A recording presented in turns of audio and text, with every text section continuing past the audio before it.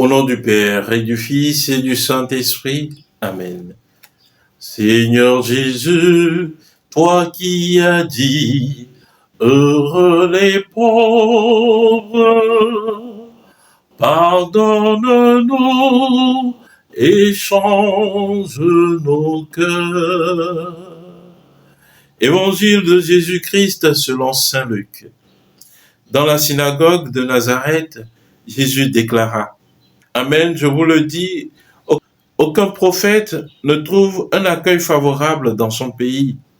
En vérité, je vous le dis, au temps du prophète Élie, lorsque pendant 3 ans et demi, le ciel retint la pluie et qu'une grande famine se produisit sur toute la terre, il y avait beaucoup de veuves en Israël.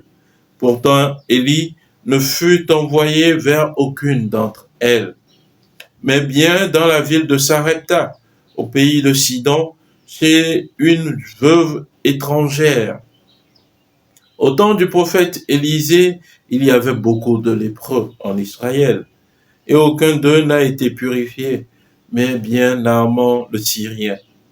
À ces mots, dans la synagogue, tous devinrent furieux. Ils se levèrent, poussèrent Jésus hors de la ville et le menèrent jusqu'à un escarpement de la colline où leur ville est construite pour le précipiter en bas.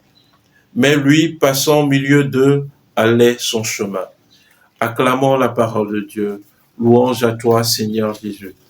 Bien-aimés de Dieu, paix et joie à vous. L'évangile de ce jour nous donne de contempler Jésus au milieu de la synagogue, entouré de ses frères juifs. Pour mieux comprendre cet évangile, il nous faut relire les évangiles précédents. Jésus est dans la synagogue à Nazareth. Et dans cette synagogue, il ouvre le livre et lit le passage d'Isaïe où il est écrit « L'Esprit du Seigneur repose sur moi, parce que le Seigneur m'envoie proclamer la bonne nouvelle, annoncer aux captifs la délivrance, guérir les malades. » Donc Jésus était au début de son ministère dans cette synagogue. Alors les Juifs ont repris en disant « Ah, nous avons appris ce que tu as fait à Capharnaüm. Fais de même ici au milieu de nous. » Et Jésus reprend alors que aucun prophète ne trouve un accueil favorable dans son propre pays. Les Juifs attendaient de Jésus un prophète qui fait des miracles au milieu de son peuple. Mais Jésus leur rappelle sa première mission. Il est venu annoncer la bonne nouvelle à toute la création. Et le salut apporté par Jésus n'est pas simplement pour une catégorie d'hommes. Il voulait corriger cette mentalité dans leur entendement. Alors cela nous concerne également aujourd'hui, bien-aimés de Dieu. Nous qui venons à Jésus parce que Jésus est un faiseur de miracles. Jésus en venant sur la terre, son premier but, c'est d'annoncer la bonne nouvelle. Ce n'est pas de faire des miracles. On ne vient pas à Jésus parce qu'il est un faiseur de miracles, mais on vient à Jésus parce qu'on a soif de découvrir notre Dieu. On vient à Jésus parce qu'on veut écouter la bonne nouvelle de Dieu. Et le psaume de ce jour nous dit que mon âme a soif de Dieu, le Dieu vivant. Telle doit être notre attitude tout au long de ce temps de carême. Rechercher Dieu, être en quête de Dieu, toujours et partout. Avoir soif de Dieu, de sa parole.